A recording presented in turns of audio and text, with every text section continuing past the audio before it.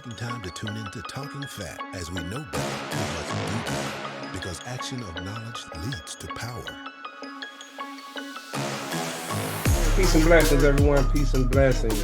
I'm Keith Robertson, and I'm the host of Talking Fat, which is an acronym for Purpose, Hope, and Truth. I want you to tune in this week to a great episode. It's very, very heartfelt. I mean, the things in which this young lady had to endure. Again, the reason why we do this show is because we believe everyone has a story to tell. Miss Uniqe Roze. And listen, I heard her story and I knew it was something you guys just needed to hear. Because again, we always talk about the things that we go through in life and our journeys and what we've gone through and how it's truly not for us, but it's for the next person. Okay. Purpose, hope, and truth. What is that truth? True righteousness unveiled through hearing. So when you hear this sister story, it's going to pull the veil back. Without further ado, let me introduce you to Miss Uniqe Roze. Hey, Uniqe, how you doing today?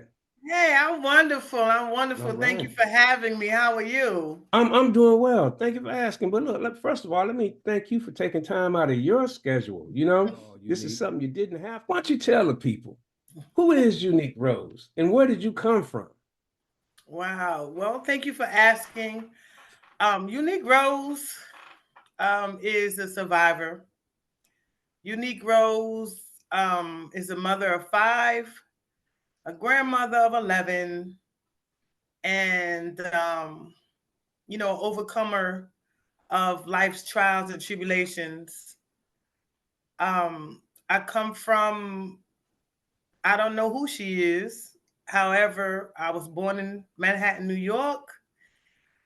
And from that moment, I been in foster home to foster home to foster home. So I'm learning who I am, to answer your Mhm. question. I'm still learning. I'm still finding out who she is, who I am. So who we are. I dig, sister. I Yeah. guess, we all are, right? And, that was one of the things that really caught my ear when I heard your story, not knowing who your birth mother is. And I'm in the Yes. same situation, right? I've been Yes. blessed to be able to connect with some family members, possible family members through DNA, and I'm on that journey Okay. myself. So you went through foster home and foster home. What was that like as Great a question. child? However, I um I was infant. From my recollection, from the um, vital statistics of Manhattan, when I wrote them some years ago, um, I was straight from the hospital into foster care and St. Vincent Adoption Agency in Brooklyn, New York. Um, from from birth up until I was 21, I was in foster care. Um, I always say I was a reject most of my life. I'm not a reject. However, I know what rejection is. Oh So, wow, that's heavy. yes, Unpack that. Wow, you said you felt like you were a reject, but you realized that you're not a reject, but you knew what rejection yes. is or was. So what? I mean, explain that to me because that was heavy. That was heavy. Okay. As we're not gonna get into the whole of spiritual, however, spirits are real. Okay. Absolutely. They attach to us when we don't know. However, whoever birthed me, Hmm. the rejection the rejection from her was already on my life anyway. However, it attached itself to me. So, not knowing who she was and not knowing why she didn't want Hmm. me or what the situation was, she couldn't keep me. Hmm. It caused me to feel alone and rejected and shunned.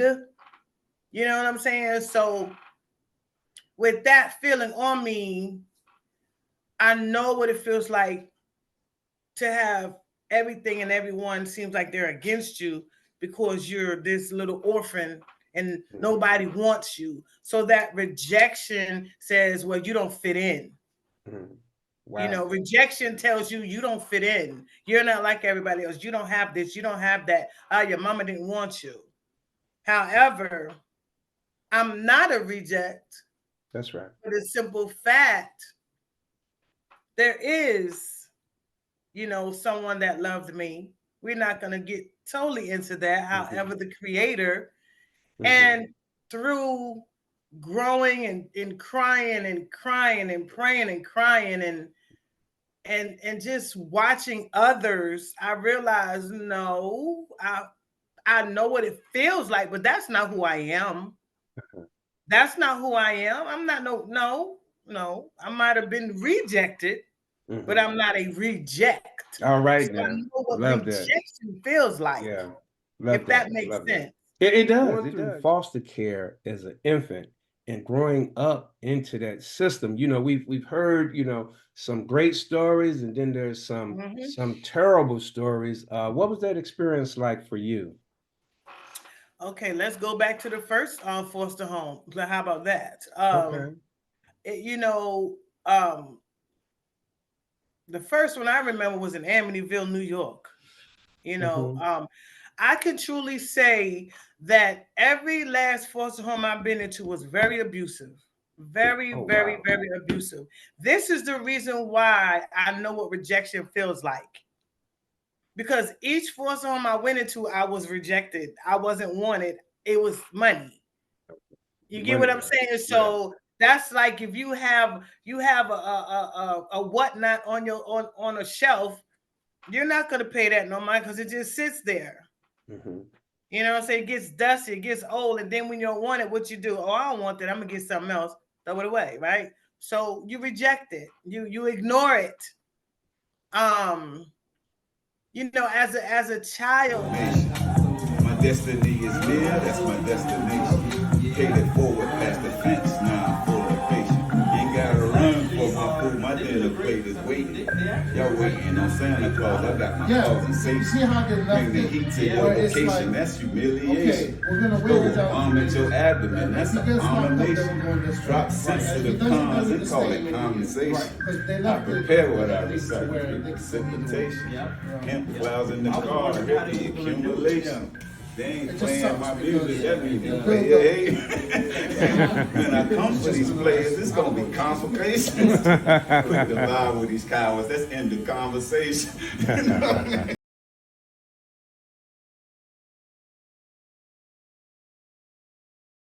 Already rejected. It's easy for people to abuse that. You know what I'm saying? Instead of accepting it, embracing it, and loving it, they take it and they say, okay, we're going to add to it. So that's when the molestation starts. That's when the verbal abuse.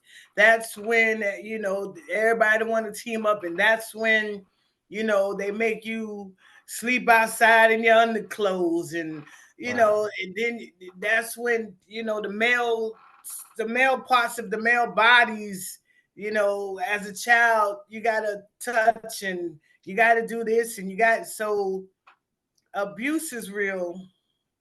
You know, we see that in society now. You know, and this is why your story is so important, because there's some other young ladies, young men that have, you know, going through abuse right now. Yes. You know, so you say this started like very early on? You know, from my understanding, it was straight from the hospital. Oh, wow. So, you know, so whoever birthed me, she birthed me, and they just went straight to there. Wow. Well, listen, I commend you because you're still standing, sister. So through your adolescence, then through your teens, let's talk about that. You know, what was life? What was really life like for you on a day-to-day basis? What was life like? Life didn't exist. You know, life was lifing on its own. In my mind, I was just an empty corpse here, if that makes sense. I was so discombobulated, so lost. Oh my gosh. Oh my goodness.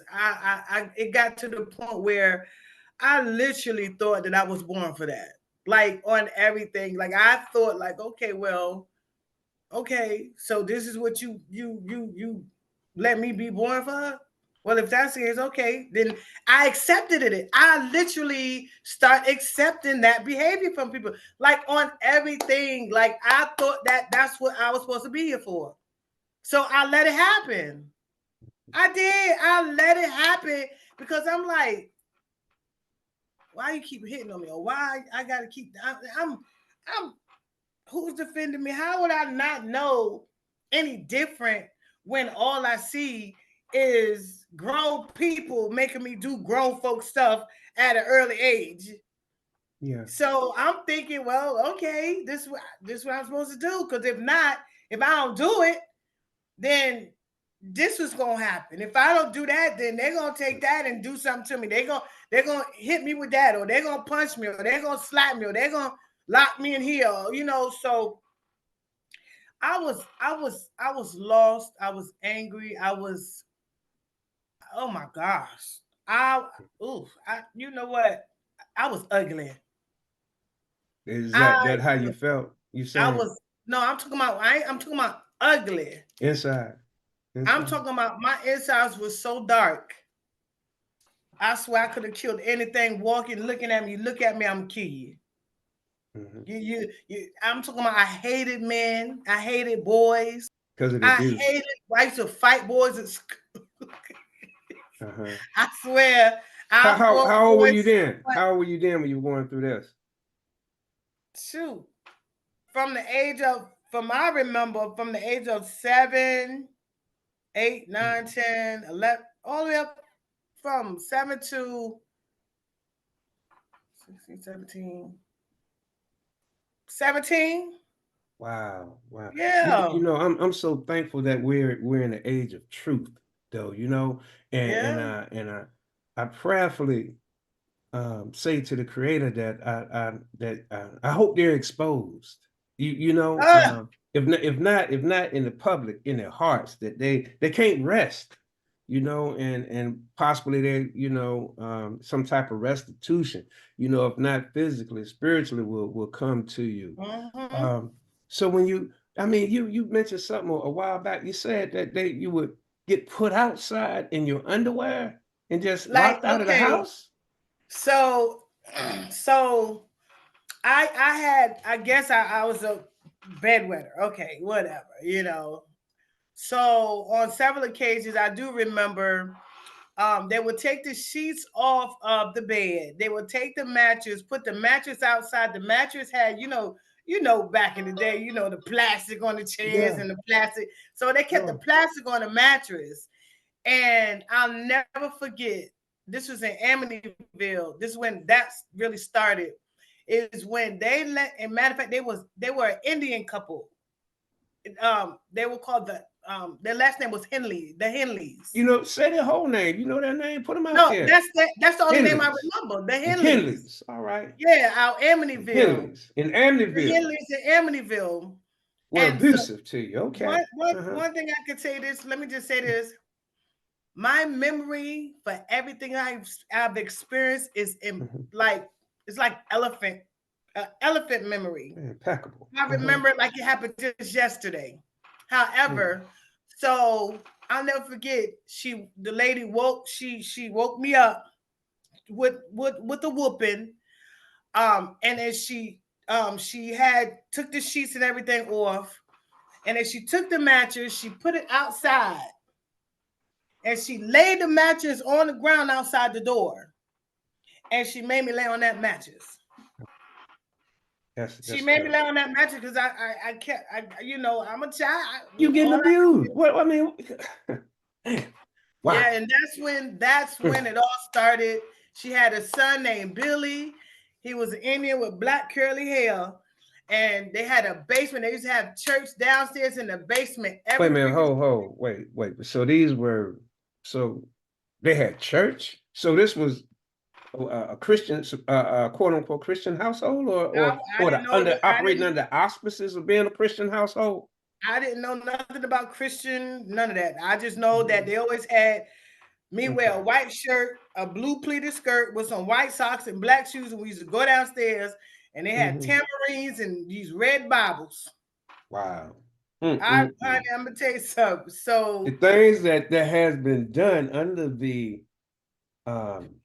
mask of religion is implorable. Wow, this is. Go ahead, sis. I'm sorry. Yeah, go ahead. no. So it's all right. So we go downstairs. I'll never forget. And they had another foster child named Shalita. Her name was Shalita, light-skinned girl. I'll never forget it. And they would go upstairs, but he would make me stay downstairs. His name is Billy. He would make me stay downstairs. And every time it never freaking failed. That's when all the sexual and the I'm looking at a penis in my face and I got to do stuff. And, and if I didn't do it, then, then he will cause for them to whoop me with all kind of stuff and sit me outside. And, it was horrible. I don't know. They had this thing with sit me outside. Like, what the heck? Like, what? In the rain? I mean, I'm sitting outside. In the rain. In whatever the inclement weather was, it didn't matter.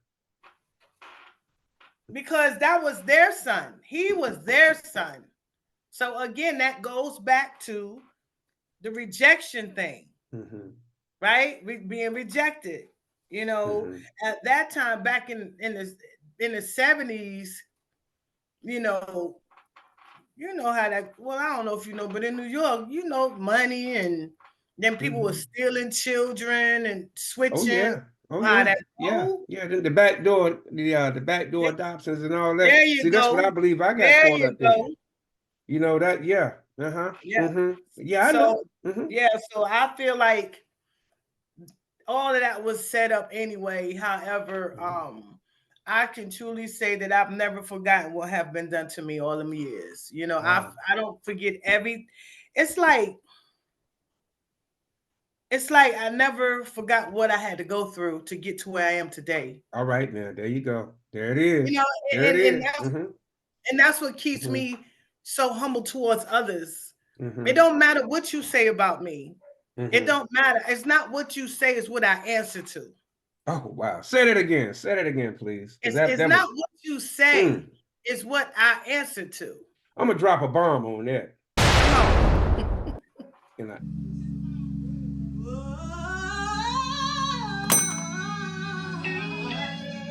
Let me ask you this, because you said, and we could stay right here in that pain, and early on, but you are just the lowest person in the world. However, when you know who created you, now who birthed you. Now we can unpack that. We can unpack that. We can go there if you want to now. So we're not gonna go into depth. We're not gonna go into depth with it. However, I know for me, sometimes it might slip out because that's all I know. All right. I didn't have the mommy and the daddy and the uncles and the grandma and the cousins. And that's all I know, boo. But you knew it was something greater. So for me, what's that picture, the footprints? The footprints in the sand. The first set of footprints. There you go. Yeah. You held on to that. And it wasn't me. The Most High. That's right. He was there with you through it all. I have 5 children, 2 boys, 3 girls. I have my son, my oldest son. I had in '93. I graduated. Now, mind you, I graduated when I was in foster care. I graduated high school when I was in foster care. I graduated from D Creek High School, '93. Oh, D Creek. And I was so you were in Virginia then? Oh, when let me ask you this. When did you come to Virginia? Because I'm still in New York mentally. How you get to Virginia? Oh gosh. Oh my goodness. Okay. So foster home, New York, right? So in 1980, it was another couple that so-called adopted me. Okay. Right. Did things get better with this new set? You heard me say so-called. So-called. Okay. So-called. Mm-hmm. Yeah, that's the entry. That's the entry to so-called, right? Okay. So I find out later that I was never adopted. Oh wow. That's the they was getting money. So you thought you had finally found someone that No, I loved knew you I enough. didn't. I knew I didn't because when they came to get me from St. Vincent's Key, when they came to get me from St. Vincent Adoption Agency, and when I went, they used to do visits. They used to take me from the agency to their home in Yonkers, and yeah, it was cool at first while it was a visit. But in April or May of 1980 is when I literally started living with them. And I promise you, when I tell you, it wasn't not even, I wasn't with them a good 6 months before the mess started. Oh man. I'm talking about touching my butt, feeling on my breast. I'm talking about the whoopings, the setups. They had a daughter. Oh my God. So this is leading up to how I got to Virginia. Okay. So yeah, this young lady, she was at that time, she was about 11, 12. How were you? 7, 8. Okay. About 8. Okay. 8, 9, 10, 11, 12. Yeah, because she's 4 years old. Wow. That's a lot at such a young age. We Uh-huh. still ain't got past 7. Nope. Go ahead, sister. I'm sorry. Go ahead. Every Saturday, my brother.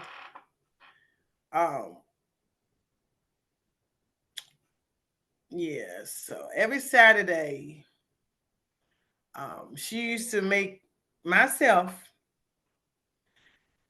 and another boy.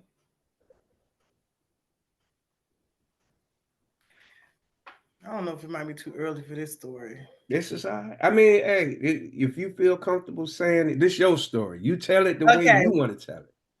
So she used to always make us go in the bathroom. Now, mind you, her parents, the people that adopted me, so-called had adopted me, they were Masons in Eastern Star. They was really high up in there, 33-degree Masons and all that stuff. So I grew up, the Sunbeams, Les Junes.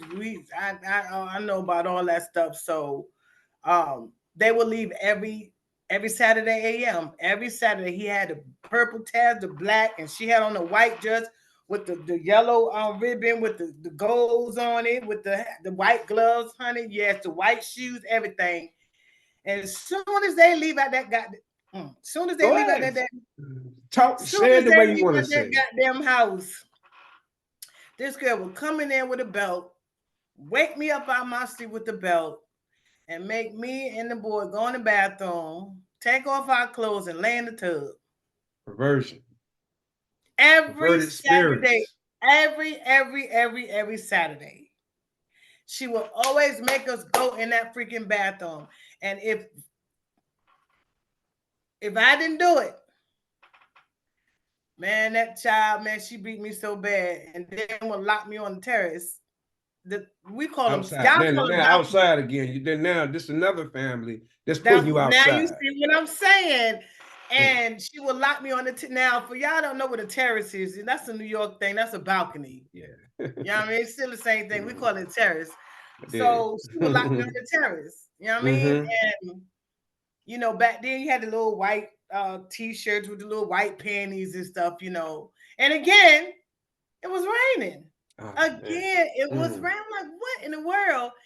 And so this would go on for years. I'm talking about it went on for a long time.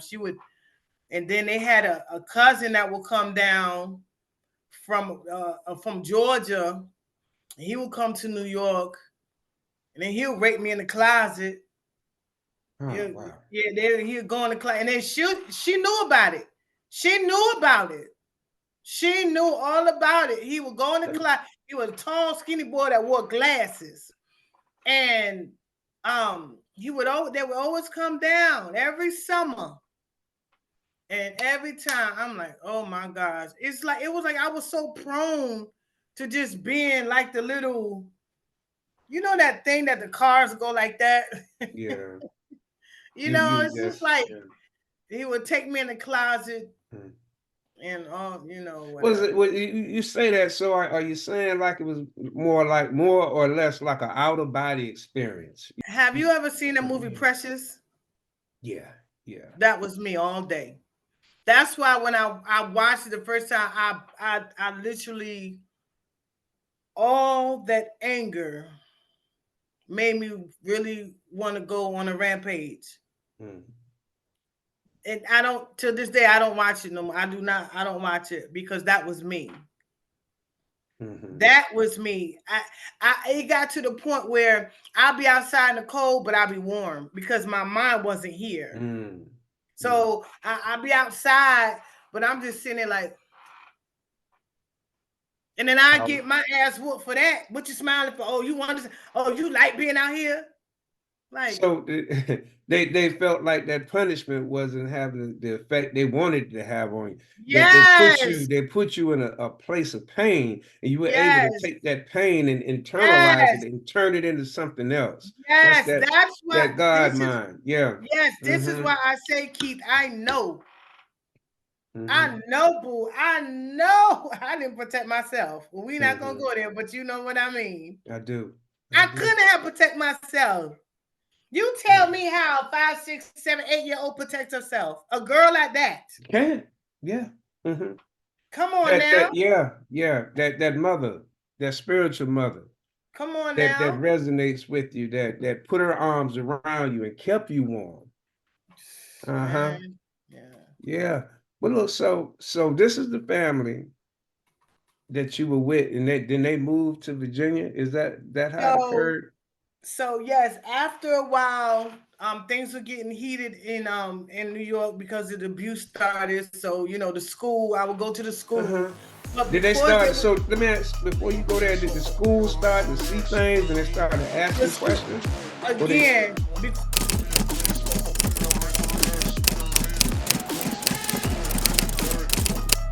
Thank you for taking time to tune in to Talking Fat. As we know better, we must do better. Because action of knowledge leads to power.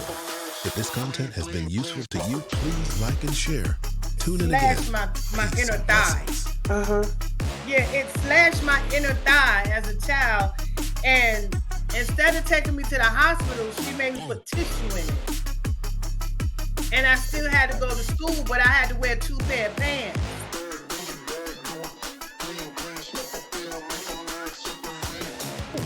Hi, my name is Chef Unique, and I have just been talking fat.